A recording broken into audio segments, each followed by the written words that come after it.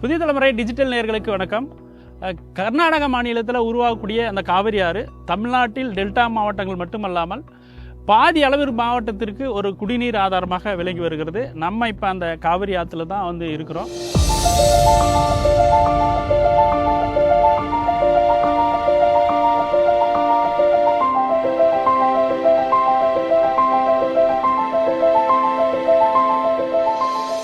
இந்த காவிரி ஆற்றில் கர்நாடக மாநிலத்தில் உள்ள அணைகளிலிருந்து தமிழ்நாட்டுக்கு தண்ணீர் திறக்கிறாங்க. அந்த தண்ணீர் வந்து பார்த்திங்கன்னா வினாடிக்கு 10,000, வினாடிக்கு 20,000, வினாடிக்கு 50,000, 1 லட்சம், 3 லட்சம் என இந்த அளவீடு நம்மளுக்கு சொல்லப்படுகிறது. இந்த அளவீடு எப்படி செய்ய போகிறாங்கன்றதை இது வரைக்கும் யாரும் பார்த்துருக்க மாட்டீங்க. அந்த அளவீடு செய்கிறது எப்படின்றத தான் நம்ம இப்போ பார்க்க போகிறோம். வீடியோக்குள்ளே போகலாங்க.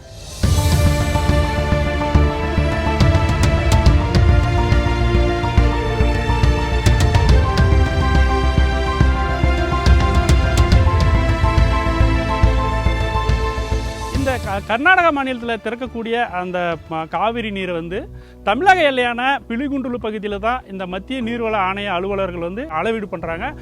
இப்போ நாம் இருக்கிற இடம் தான் இந்த அளவீடு பண்ணுற இடம்.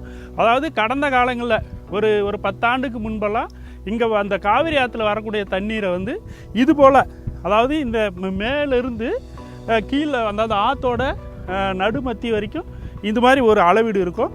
இந்த அளவீடில் எவ்வளோ தண்ணி வருதுன்றதை வச்சு தான், அதாவது இது எப்படின்னா நம்ம நிற்கிற இடம் வந்து 5வது கல்.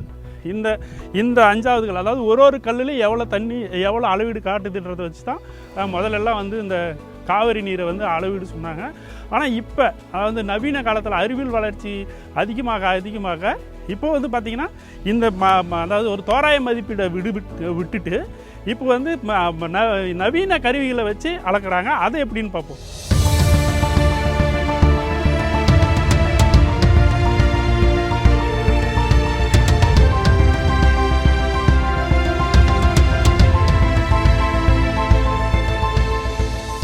அதாவது ஆரம்ப காலத்தில் ஒரு 10 ஆண்டுகளுக்கு முன்பெல்லாம் ஒரு தோராய அளவீடை வச்சு அதில் வச்சு அளந்துட்டு வந்தாங்க. இப்போ அறிவியல் டெக்னாலஜி வளர இந்த தண்ணீரை அளப்பதற்கு ஒரு மெஷின்கள் மூலமாக வந்து அளக்க ஆரம்பிச்சிட்டாங்க. அதாவது காலையில் இந்த ஊழியர்கள் எல்லாம் வந்து இந்த போட் எடுத்துகிட்டு அப்படியே இதுக்குள்ளே போவாங்க.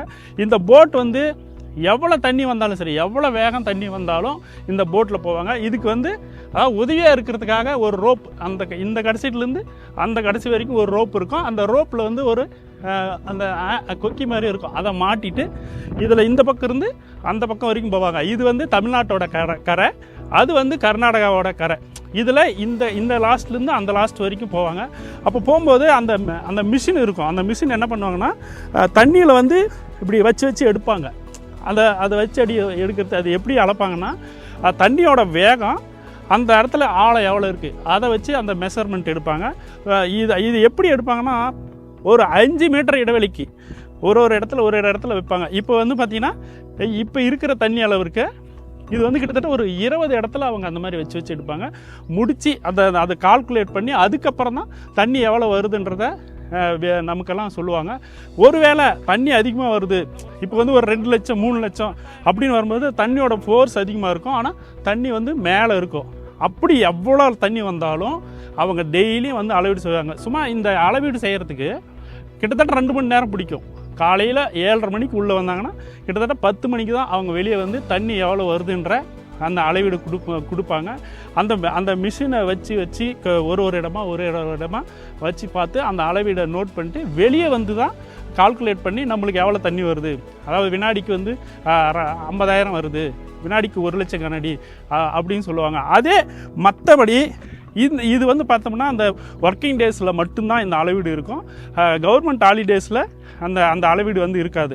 ஆனால் தண்ணி அதிகமாக வந்துகிட்டே இருக்கும். சில காலங்களில் அங்கே தண்ணி அதிகமாக திறக்கும்போது தண்ணி வந்துகிட்டே இருக்கும். அப்போ என்ன பண்ணுவாங்கன்னா ஒரு மணி நேரத்துக்கு ஒரு அளவீடு இருக்கும். ஆனால் அந்த 1 மணி நேரத்துக்கு ஒரு அளவீடுன்றது வந்து பார்த்தோம்னா அந்த தோராய மதிப்பீடு இருக்கு இல்லையா, இந்த கல்லை வச்சு தான், இந்த தோராய மதிப்பீடு வச்சு அவங்க வந்து அளந்து வந்து நமக்கு சொல்லுவாங்க. இப்படி தாங்க இந்த கர்நாடகாவிலேருந்து தமிழகத்துக்கு தரக்கூடிய தண்ணீரை இந்த பகுதியில் பிலிகுண்டுலு பகுதியில் தான் இந்த மத்திய நீர்வள ஆணைய அலுவலர்கள் வந்து அளவீடு செய்து நம்மளுக்கு வந்து வினாடிக்கு எவ்வளோ தண்ணி வருதுன்றதை சொல்லிட்டு வராங்க.